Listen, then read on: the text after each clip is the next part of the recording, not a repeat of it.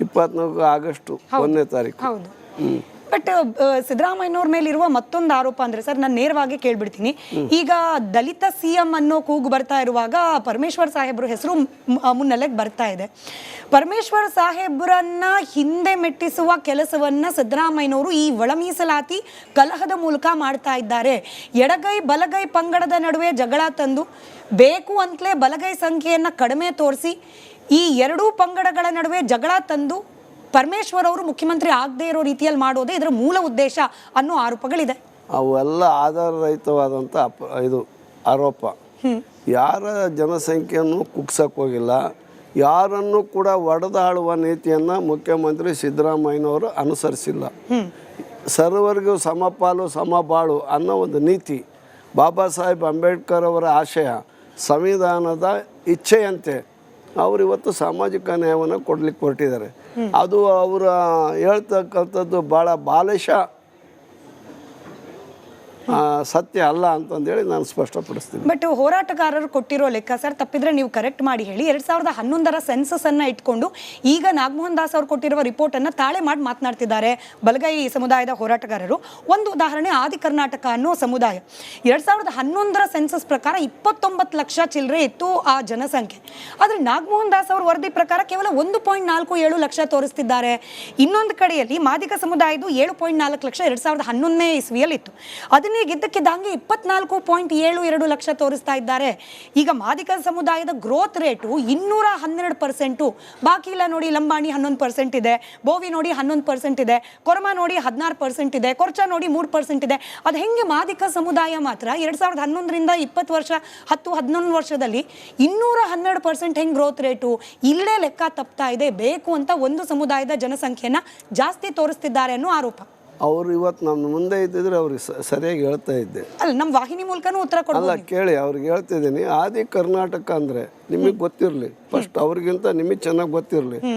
ಆದಿ ಕರ್ನಾಟಕ, ಆದಿ ದ್ರಾವಿಡ ಅಂತಂದು ಹೇಳ್ಬಿಟ್ಟು ಒಲೆಯರು ಆದಿ ಕರ್ನಾಟಕ ಅಂತಾರೆ, ಮಾದಿಗರು ಆದಿ ಕರ್ನಾಟಕ ಅಂತಾರೆ, ಒಲೆಯರು ಕೂಡ ಆದಿ ದ್ರಾವಿಡ ಅಂತಾರೆ, ಕೆಲವು ಕಡೆಗೆ ಮಾದಿಗರು ದ್ರಾವಿಡ ಅಂತ ಹೇಳ್ತಾರೆ. ನಾನು ಚಿತ್ರದುರ್ಗ, ತುಮಕೂರು, ಚಿತ್ರದುರ್ಗ ಅಲ್ಲ ಚಿಕ್ಕಬಳ್ಳಾಪುರ, ತುಮಕೂರು, ಚಿತ್ರದುರ್ಗ, ದಾವಣಗೆರೆ, ಚಿಕ್ಕಮಗಳೂರು, ಶಿವಮೊಗ್ಗ, ಆಮೇಲೆ ದಾವಣಗೆರೆ, ಬಳ್ಳಾರಿ, ಇವೆಲ್ಲ ದೊಡ್ಡ ಮಾದಿಗರ ಉಗಮ.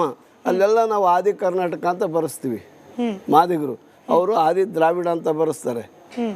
ಏನಮ್ಮ, ಮೈಸೂರಿನಲ್ಲೂ ಕೂಡ ಅವರು ಆದಿ ಕರ್ನಾಟಕ ಅಂತಾರೆ, ನಾವು ಆದಿ ಕರ್ನಾಟಕ ಅಂತ ಹೇಳ್ತೀವಿ. ಎರಡೂ ಈ ಆದಿ ಕರ್ನಾಟಕ, ಆದಿ ದ್ರಾವಿಡ ಅನ್ನೋ ಎರಡು ಶಬ್ದಗಳು ಎರಡೂ ಜಾತಿಯವರು ಬರೆಸಿದ್ರು.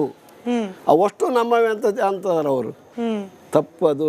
ಅದನ್ನು ನಾವೇನು ಮಾಡಿದ್ವಿ ಅಂತ ಹೇಳಿದರೆ, ಈ ಸರಿ ಏನು ನಾಗಮೋಹನ್ ದಾಸರವರು ಸರ್ವೆ ಮಾಡುವಂಥ ಸಂದರ್ಭದಲ್ಲಿ ಕಡ್ಡಾಯವಾಗಿ ಮಾದಿಗರು ಯಾವುದೇ ಕಾರಣಕ್ಕೂ ಕೂಡ ಆದಿ ಕರ್ನಾಟಕ, ಆದಿ ದ್ರಾವಿಡ, ಆದಿ ಆಂಧ್ರ ಅಂತ ಬರಿಬಾರ್ದು, ಮಾದಿಗ ಸೀರಿಯಲ್ ನಂಬರ್ 61 ಅಂತಲೇ ಬರಿಬೇಕು ಅಂತಂದೇಳಿ ಅವ್ರಿಗೆ ಎಲ್ಲ ರೀತಿಯಿಂದ ಪ್ರಚಾರ ಅದೆಲ್ಲ ಮಾಡಿದ್ರಿಂದ ಸ್ಪಷ್ಟವಾಗಿ ಮಾದಿಗರ ಸಂಖ್ಯೆನೇ 27 ಲಕ್ಷ ಬಂದಿದೆ. ಸರಿ, ಈ ಆರೋಪ ಮಾಡೋರ್ದು ಮತ್ತೊಂದು ವಾದ ಏನಿದೆ ಅಂದ್ರೆ, ಸರ್ವೆ ಮಾಡಕ್ ಹೋದಾಗ ಕೆಲವ್ರು ಬೇಕು ಅಂತ ಮಾದಿಗ ಸಮುದಾಯಕ್ಕೆ ಅವರು ಆದಿ ಕರ್ನಾಟಕ, ಆದಿ ದ್ರಾವಿಡ ಅಂತ ಹೇಳಿದ್ರು ಕೂಡ ಅದನ್ನ ಬೇಕು ಅಂತಲೇ ಮಾದಿಗ ಸಮುದಾಯ ಅಂತಾನೆ ಬರ್ಕೊಂಡಿದ್ದಾರೆ, ಬರ್ಕೊಳ್ಳುವಾಗ್ಲೇ ತಪ್ಪು ಮಾಡಿದ್ದಾರೆ, ಅನಕ್ಷರಸ್ಥರಿದ್ದಾರೆ, ಗೊತ್ತಾಗಲ್ಲ ಅವ್ರಿಗೆ, ಇಂಥವ್ರನ್ನ ಮೋಸ ಮಾಡಿ ಮಾದಿಗ ಸಮುದಾಯಕ್ಕೆ ಸೇರಿಸಿದ್ದಾರೆ ಅನ್ನೋ ಆರೋಪ ಕೂಡ ಮಾಡ್ತಿದ್ದಾರೆ.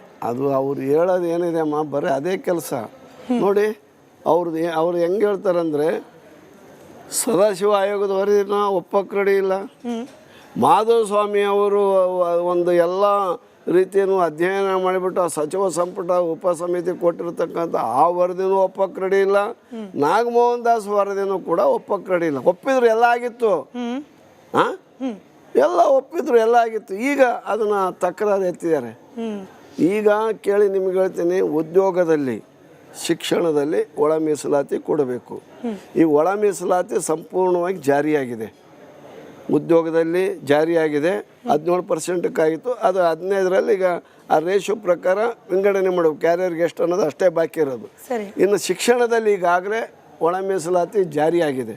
ಈಗ ಮೆಡಿಕಲ್ ನಮ್ಮ PG ಸೀಟ್ಗಳು ಇರ್ತಲ್ಲ, MD MS ಇವೆಲ್ಲವೂ ಕೂಡ ಈಗಾಗಲೇ ಹಂಚಿಕೆ ಆಗ್ತಾ ಇದೆ. ನಮ್ಮ ವಿದ್ಯಾರ್ಥಿಗಳು ಗೈನಕಾಲಜಿ ಅಥವಾ 24 ಆಗಸ್ಟ್ 1ನೇ ತಾರೀಕು. ಹೌದು. ಬಟ್ ಸಿದ್ದರಾಮಯ್ಯನವ್ರ ಮೇಲಿರುವ ಮತ್ತೊಂದು ಆರೋಪ ಅಂದ್ರೆ ಸರ್, ನಾನು ನೇರವಾಗಿ ಕೇಳ್ಬಿಡ್ತೀನಿ. ಈಗ ದಲಿತ ಸಿಎಂ ಅನ್ನೋ ಕೂಗು ಬರ್ತಾ ಇರುವಾಗ ಪರಮೇಶ್ವರ್ ಸಾಹೇಬ್ರ ಹೆಸರು ಮುನ್ನೆಲೆಗೆ ಬರ್ತಾ ಇದೆ. ಪರಮೇಶ್ವರ್ ಸಾಹೇಬ್ರನ್ನ ಹಿಂದೆ ಮೆಟ್ಟಿಸುವ ಕೆಲಸವನ್ನ ಸಿದ್ದರಾಮಯ್ಯನವರು ಈ ಒಳ ಮೀಸಲಾತಿ ಕಲಹದ ಮೂಲಕ ಮಾಡ್ತಾ ಇದ್ದಾರೆ. ಎಡಗೈ ಬಲಗೈ ಪಂಗಡದ ನಡುವೆ ಜಗಳ ತಂದು ಬೇಕು ಅಂತಲೇ ಬಲಗೈ ಸಂಖ್ಯೆಯನ್ನ ಕಡಿಮೆ ತೋರಿಸಿ ಈ ಎರಡೂ ಪಂಗಡಗಳ ನಡುವೆ ಜಗಳ ತಂದು ಪರಮೇಶ್ವರ್ ಅವರು ಮುಖ್ಯಮಂತ್ರಿ ಆಗದೆ ಇರೋ ರೀತಿಯಲ್ಲಿ ಮಾಡೋದೇ ಇದರ ಮೂಲ ಉದ್ದೇಶ ಅನ್ನೋ ಆರೋಪಗಳಿದೆ. ಅವೆಲ್ಲ ಆಧಾರರಹಿತವಾದಂಥ ಇದು ಆರೋಪ. ಯಾರ ಜನಸಂಖ್ಯೆಯನ್ನು ಕುಗ್ಸಕ್ಕೆ ಹೋಗಿಲ್ಲ, ಯಾರನ್ನು ಕೂಡ ಒಡೆದಾಳುವ ನೀತಿಯನ್ನು ಮುಖ್ಯಮಂತ್ರಿ ಸಿದ್ದರಾಮಯ್ಯನವರು ಅನುಸರಿಸಿಲ್ಲ. ಸರ್ವರಿಗೂ ಸಮಪಾಲು ಸಮಬಾಳು ಅನ್ನೋ ಒಂದು ನೀತಿ ಬಾಬಾ ಸಾಹೇಬ್ ಅಂಬೇಡ್ಕರ್ ಅವರ ಆಶಯ, ಸಂವಿಧಾನದ ಇಚ್ಛೆಯಂತೆ ಅವರು ಇವತ್ತು ಸಾಮಾಜಿಕ ನ್ಯಾಯವನ್ನು ಕೊಡ್ಲಿಕ್ಕೆ ಹೊರಟಿದ್ದಾರೆ. ಅದು ಅವರ ಹೇಳ್ತಕ್ಕಂಥದ್ದು ಭಾಳ ಬಾಲಿಶ ಸತ್ಯ ಅಲ್ಲ ಅಂತಂದೇಳಿ ನಾನು ಸ್ಪಷ್ಟಪಡಿಸ್ತೀನಿ. ಬಟ್ ಹೋರಾಟಗಾರರು ಕೊಟ್ಟಿರೋ ಲೆಕ್ಕ ಸರ್, ತಪ್ಪಿದ್ರೆ ನೀವು ಕರೆಕ್ಟ್ ಮಾಡಿ ಹೇಳಿ. 2011 ಸೆನ್ಸಸ್ ಅನ್ನ ಇಟ್ಕೊಂಡು ಈಗ ನಾಗಮೋಹನ್ ದಾಸ್ ಅವರು ಕೊಟ್ಟಿರುವ ರಿಪೋರ್ಟ್ ಅನ್ನ ತಾಳೆ ಮಾಡಿ ಮಾತನಾಡ್ತಿದ್ದಾರೆ ಬಲಗೈ ಸಮುದಾಯದ ಹೋರಾಟಗಾರರು. ಒಂದು ಉದಾಹರಣೆ, ಆದಿ ಕರ್ನಾಟಕ ಅನ್ನೋ ಸಮುದಾಯ 2011 ಸೆನ್ಸಸ್ ಪ್ರಕಾರ 29 ಲಕ್ಷ ಚಿಲ್ಲರೆ ಇತ್ತು ಆ ಜನಸಂಖ್ಯೆ. ಆದ್ರೆ ನಾಗಮೋಹನ್ ದಾಸ್ ಅವರ ವರದಿ ಪ್ರಕಾರ ಕೇವಲ 1.47 ಲಕ್ಷ ತೋರಿಸ್ತಿದ್ದಾರೆ. ಇನ್ನೊಂದು ಕಡೆಯಲ್ಲಿ ಮಾದಿಗ ಸಮುದಾಯದ 7.4 ಲಕ್ಷ 2011ನೇ ಇಸ್ವಿಯಲ್ಲಿ ಇತ್ತು. ಅದನ್ನೇ ಗಿದ್ದಕ್ಕಿದ್ದಂಗೆ 24.72 ಲಕ್ಷ ತೋರಿಸ್ತಾ ಇದ್ದಾರೆ. ಈಗ ಮಾದಿಗ ಸಮುದಾಯದ ಗ್ರೋತ್ ರೇಟು 212%.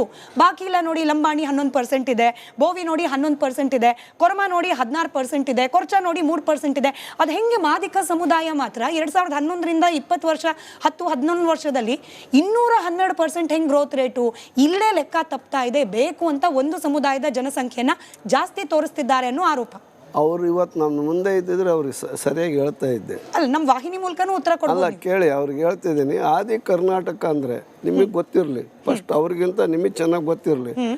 ಆದಿ ಕರ್ನಾಟಕ, ಆದಿ ದ್ರಾವಿಡ ಅಂತಂದು ಹೇಳ್ಬಿಟ್ಟು ಒಲೆಯರು ಆದಿ ಕರ್ನಾಟಕ ಅಂತಾರೆ, ಮಾದಿಗರು ಆದಿ ಕರ್ನಾಟಕ ಅಂತಾರೆ, ಒಲೆಯರು ಕೂಡ ಆದಿ ದ್ರಾವಿಡ ಅಂತಾರೆ, ಕೆಲವು ಕಡೆಗೆ ಮಾದಿಗರು ದ್ರಾವಿಡ ಅಂತ ಹೇಳ್ತಾರೆ. ನಾನು ಚಿತ್ರದುರ್ಗ, ತುಮಕೂರು, ಚಿತ್ರದುರ್ಗ ಅಲ್ಲ ಚಿಕ್ಕಬಳ್ಳಾಪುರ, ತುಮಕೂರು, ಚಿತ್ರದುರ್ಗ, ದಾವಣಗೆರೆ, ಚಿಕ್ಕಮಗಳೂರು, ಶಿವಮೊಗ್ಗ, ಆಮೇಲೆ ದಾವಣಗೆರೆ, ಬಳ್ಳಾರಿ, ಇವೆಲ್ಲ ದೊಡ್ಡ ಮಾದಿಗರ ಉಗಮ. ಅಲ್ಲೆಲ್ಲ ನಾವು ಆದಿ ಕರ್ನಾಟಕ ಅಂತ ಬರೆಸ್ತೀವಿ. ಮಾದಿಗರು ಅವರು ಆದಿ ದ್ರಾವಿಡ ಅಂತ ಬರೆಸ್ತಾರೆ. ಏನಮ್ಮ, ಮೈಸೂರಿನಲ್ಲೂ ಕೂಡ ಅವರು ಆದಿ ಕರ್ನಾಟಕ ಅಂತಾರೆ, ನಾವು ಆದಿ ಕರ್ನಾಟಕ ಅಂತ ಹೇಳ್ತೀವಿ. ಎರಡೂ ಈ ಆದಿ ಕರ್ನಾಟಕ, ಆದಿ ದ್ರಾವಿಡ ಅನ್ನೋ ಎರಡು ಶಬ್ದಗಳು ಎರಡೂ ಜಾತಿಯವರು ಬರ್ಸಿದ್ರು. ಅವಷ್ಟು ನಮ್ಮವೇ ಅಂತ ಅಂತಾರೆ ಅವರು. ತಪ್ಪದು. ಅದನ್ನು ನಾವೇನು ಮಾಡಿದ್ವಿ ಅಂತ ಹೇಳಿದರೆ, ಈ ಸರಿ ಏನು ನಾಗಮೋಹನ್ ದಾಸರವರು ಸರ್ವೆ ಮಾಡುವಂಥ ಸಂದರ್ಭದಲ್ಲಿ ಕಡ್ಡಾಯವಾಗಿ ಮಾದಿಗರು ಯಾವುದೇ ಕಾರಣಕ್ಕೂ ಕೂಡ ಆದಿ ಕರ್ನಾಟಕ, ಆದಿ ದ್ರಾವಿಡ, ಆದಿ ಆಂಧ್ರ ಅಂತ ಬರಿಬಾರ್ದು, ಮಾದಿಗ ಸೀರಿಯಲ್ ನಂಬರ್ 61 ಅಂತಲೇ ಬರಿಬೇಕು ಅಂತಂದೇಳಿ ಅವ್ರಿಗೆ ಎಲ್ಲ ರೀತಿಯಿಂದ ಪ್ರಚಾರ ಅದೆಲ್ಲ ಮಾಡಿದ್ರಿಂದ ಸ್ಪಷ್ಟವಾಗಿ ಮಾದಿಗರ ಸಂಖ್ಯೆನೇ 27 ಲಕ್ಷ ಬಂದಿದೆ.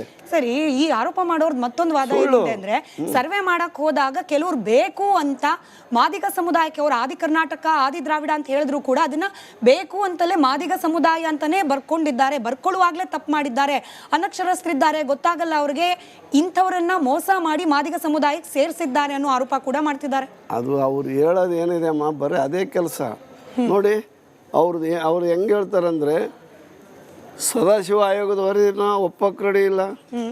ಮಾಧವ ಸ್ವಾಮಿ ಅವರು ಒಂದು ಎಲ್ಲ ರೀತಿಯನ್ನು ಅಧ್ಯಯನ ಮಾಡಿಬಿಟ್ಟು ಆ ಸಚಿವ ಸಂಪುಟ ಉಪಸಮಿತಿ ಕೊಟ್ಟಿರ್ತಕ್ಕಂಥ ಆ ವರದಿನೂ ಒಪ್ಪಕ್ಕೆ ರೆಡಿ ಇಲ್ಲ. ನಾಗಮೋಹನ್ ದಾಸ್ ವರದಿನೂ ಕೂಡ ಒಪ್ಪಕ್ಕೆ ರೆಡಿ ಇಲ್ಲ. ಒಪ್ಪಿದ್ರು ಎಲ್ಲ ಆಗಿತ್ತು, ಎಲ್ಲ ಒಪ್ಪಿದ್ರು ಎಲ್ಲ ಆಗಿತ್ತು. ಈಗ ಅದನ್ನು ತಕರಾರು ಎತ್ತಿದ್ದಾರೆ.